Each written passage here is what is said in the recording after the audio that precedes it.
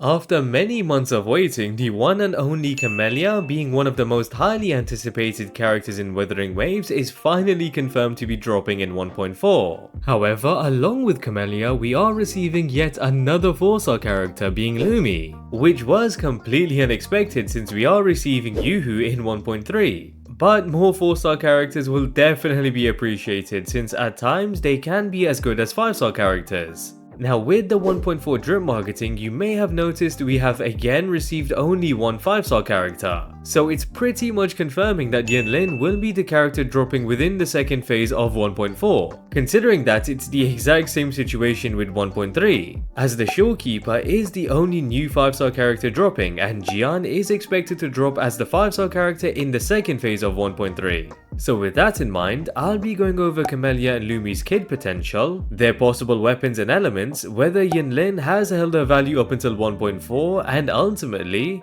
what you should prioritize picking up from both 1.3 and 1.4. Just before we jump into it, as always, would really appreciate it if you could subscribe to the channel for more WutheringWaves content and drop a like if you enjoyed the video.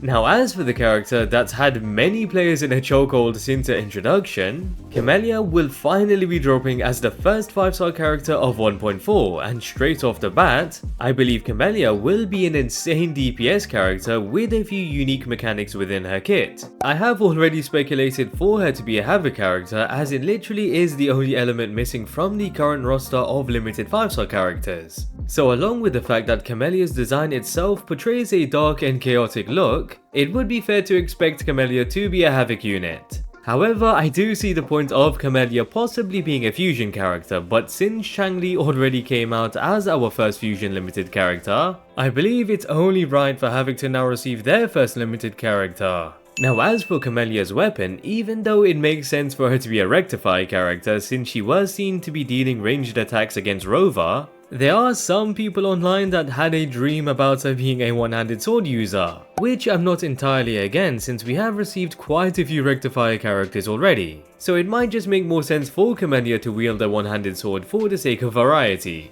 Now it's pretty obvious Camellia will be a DPS unit, and again from the cutscene, there was a massive indicator towards Camellia having a unique mechanic where she will switch between two different states. The default state would be her design as it is from the drip marketing, and as for the secondary state, which we have already seen in game, both her hair color and eyes will change from the default colors to red, along with her eyes having a flower shaped iris. Now there's many ways they could go about with Camellia having two different states, as she could switch through Deliberation or the Forte gauge and so on.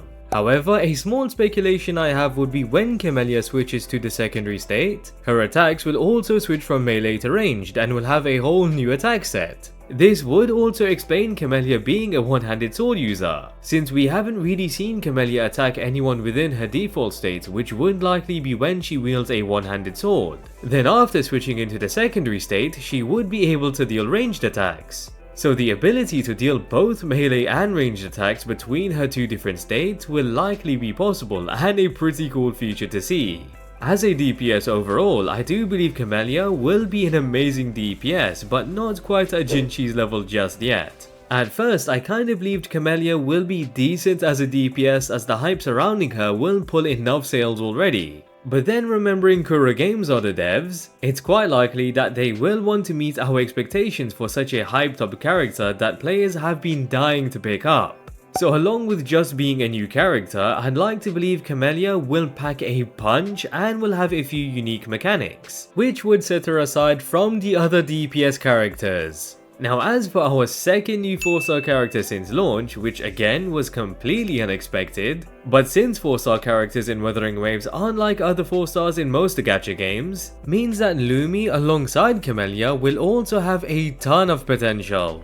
Now Lumi will likely be featured on Camellia's banner, and as for her design, along with the nice looking jumpsuit and her being a hamster, the massive light bulb attached to the end of her tail is a pretty hard detail to miss. Now I might be reaching with this one, but the light bulb might indicate Lumi's element to be Electro. Also, since we only have one Electro 4-star character in the game, so for the sake of balancing out the 4-star character roster, it kinda doubles down on Lumi being an Electro character. As for her weapon, I think it is about time we receive a new pistol character in the game. And since Electro is just missing out on a pistol and one-handed sword character, it provides more reason to believe that Lumi is going to be our long-awaited pistol character. As a pistol character, it would make Lumi a DPS character, and I think it would be cool to see Lumi turning out to be a strong pistol main DPS. With Yuhu being our first new 4-star character dropping in 1.3 and is introducing the brand new QTE mechanic,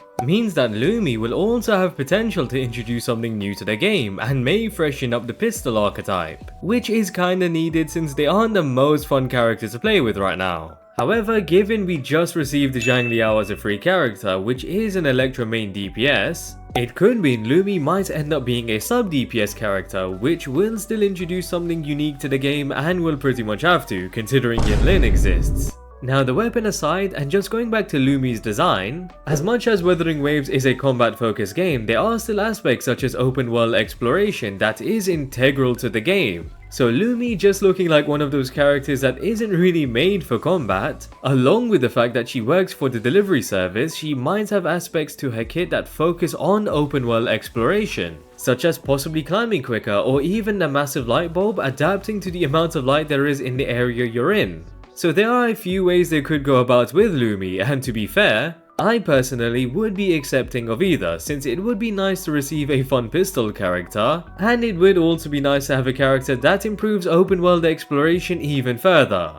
So there is quite a bit of potential with Lumi, and the fact that she will be on Camellia's banner is huge, since majority of players would be able to pick her up along with Camellia.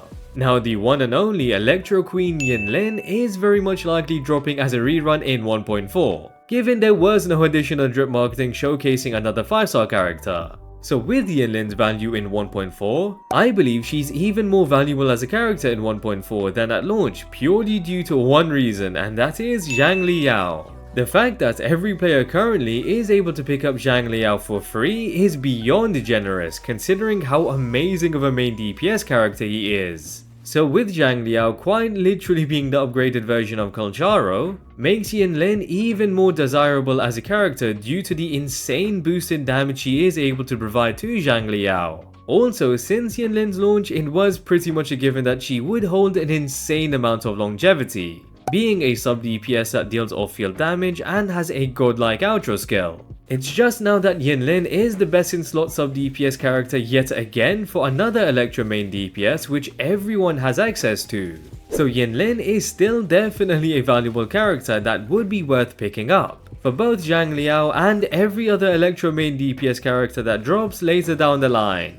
So now it comes down to what to prioritize between 1.3 and 1.4. However, just before that, it should go without saying, but if you are dead set on pulling for a character because you like them or they suit you, no one can really tell you otherwise, and you should prioritize what you like and believe your account will need the most. Now, from a general standpoint, and I am starting to sound like a broken record player saying this, but the Shorekeeper is still going to be the most valuable upcoming character, purely due to being our first exclusive support character, and with support characters just being insanely limited in comparison to DPS characters. The ability to heal and provide buffs to allow every DPS character to deal more damage is valuable enough alone. Then factoring in the other stuff the Shorekeeper will be able to potentially pull off and her amazing design, easily makes her the most valuable character for any player going into the next few versions. To clarify, that isn't to say any of the other 5-star characters are bad, as they are still going to be top tier characters,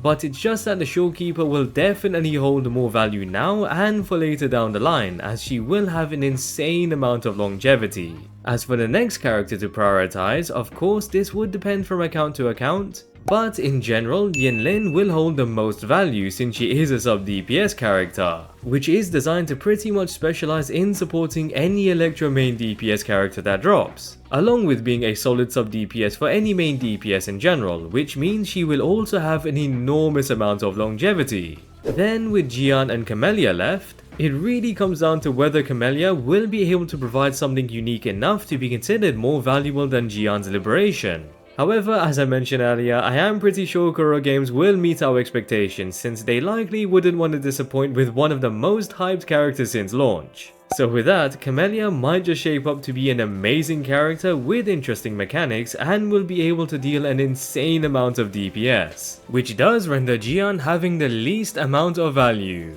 Again, it does really vary from account to account, since if you are someone that prefers comfortability in clearing content, Jiyan obviously would be more valuable. If you are someone that mains Zhang Liao and doesn't have Yinlin, of course Yinlin would then be essential in allowing your Zhang Liao to deal a ton more damage. So you would just need to see what would be best for your account. Overall, with Camellia dropping in 1.4, being right after the Shorekeeper in 1.3, and just before the potential 2.0 version update, winning your 50/50s are becoming even more of a must since every 5-star character looks way too good to skip.